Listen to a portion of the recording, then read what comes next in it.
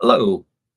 Thank you all for joining us at this Cyber Future Foundation Cyber Talent Week. Today, we heard from leaders across the Eastern region about ways that we can improve cyber talent and tackling the cyber issues of tomorrow. I wanted to start off by highlighting some of the main points that were covered throughout this day, starting with tough conversations with students. This session really gave students the opportunity to better understand from hiring managers and recruiters what they could expect. A great emphasis on building networks, what resonates on a resume, and a variety of ways to get into the industry based on what they were passionate about. Loved hearing about how to hire a professional poker player and how to read people. That was her superpower. Big highlights. We don't want to waste too much time on external recruiters and, in some case, internal recruiters. They're the checklist people. Some of the other issues we tackled include a talent shortage. Is that really the issue?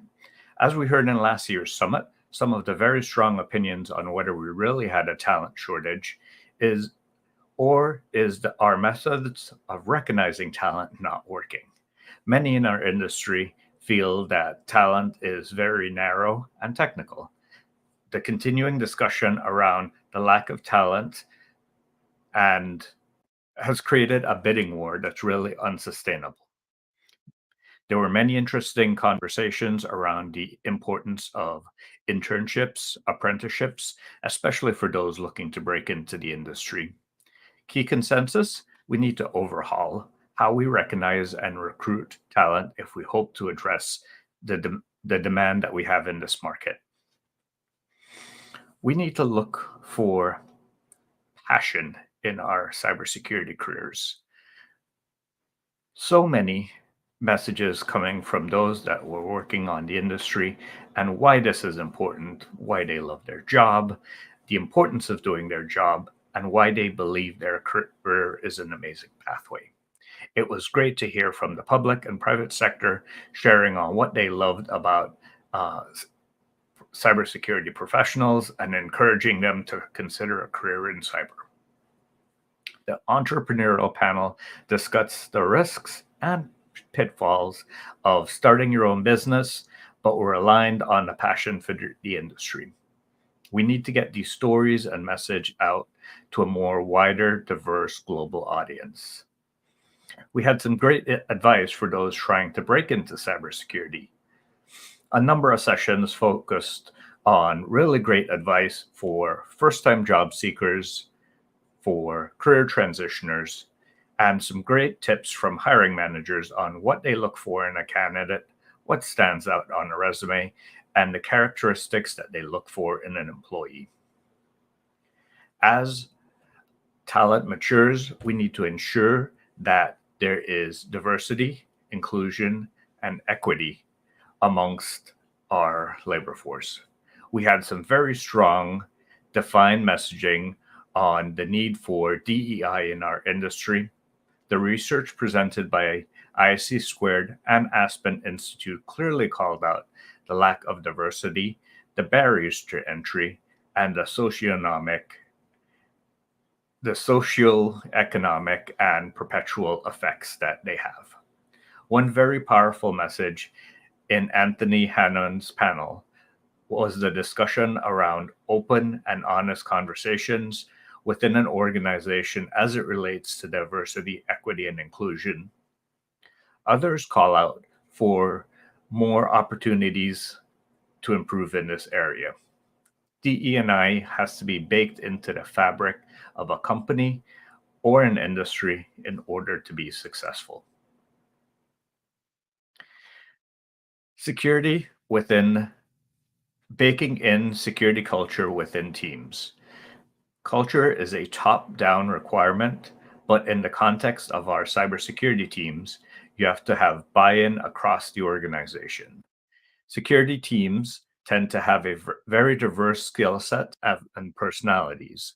So the challenge becomes in how do we drive culture from a top down that is welcoming, attractive, and helps retain the whole team.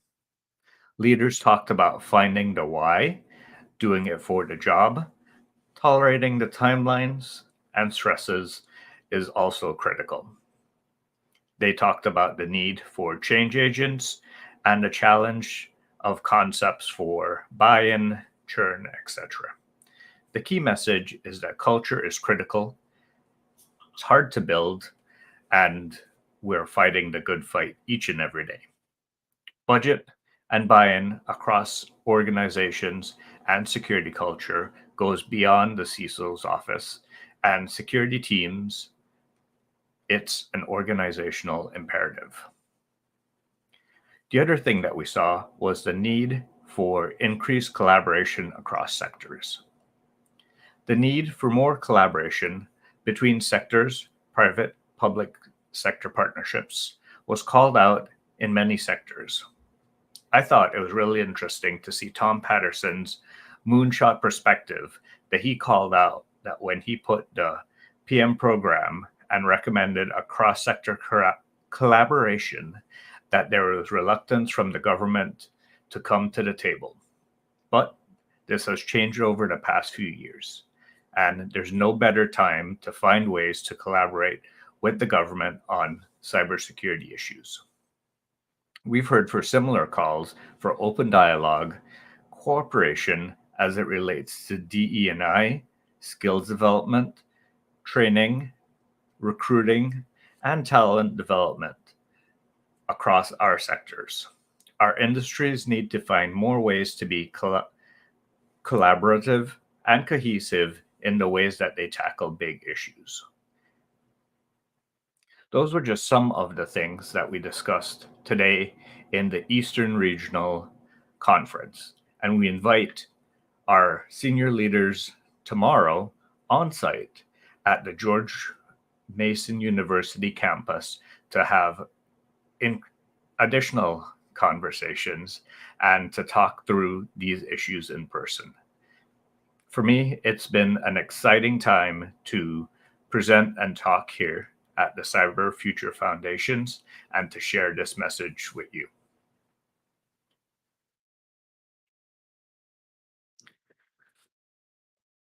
On a separate note, while we have the time, I wanted to share from myself that as a whole cyberhuman founder and partner of the CFF, we need the whole community's approach to this.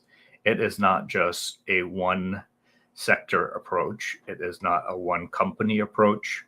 It is not a education approach. It's an everything approach.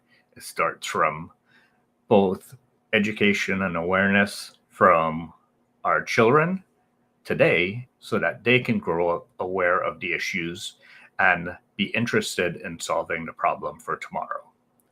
It requires our educational institutes, our private training companies, and others that are educating the staff that are about to enter the workforce or in the workforce to find ways to provide innovative and hands-on training to better prepare our technical staff to be able to tackle the hands-on problems that we have today.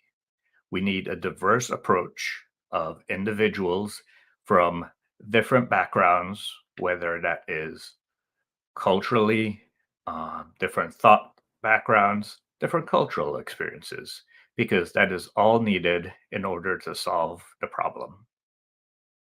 Additionally, companies, whether small, large, need to look internally as to how they can use the staff that they have and find ways where they might be able to help with the cybersecurity problem.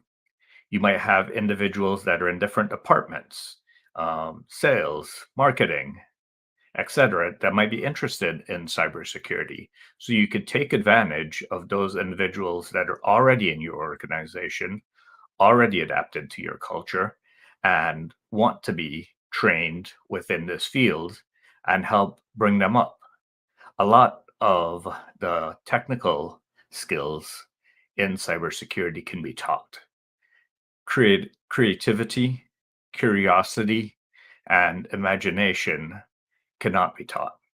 Some of these things are requirements of being really successful in cybersecurity. Being able to step outside yourself and think, what would a threat actor do in this situation? How could this go wrong?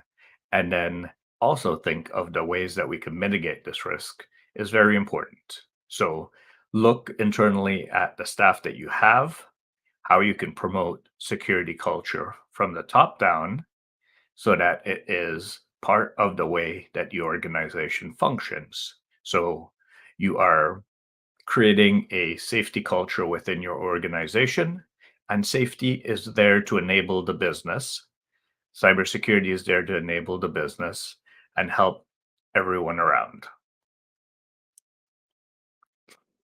Some of the other challenges that we will talk about tomorrow include the ways that we will work on cross industry collaboration from government to private sectors, as well as what can we do to ingrain some of these ideas and solve the problem of tomorrow.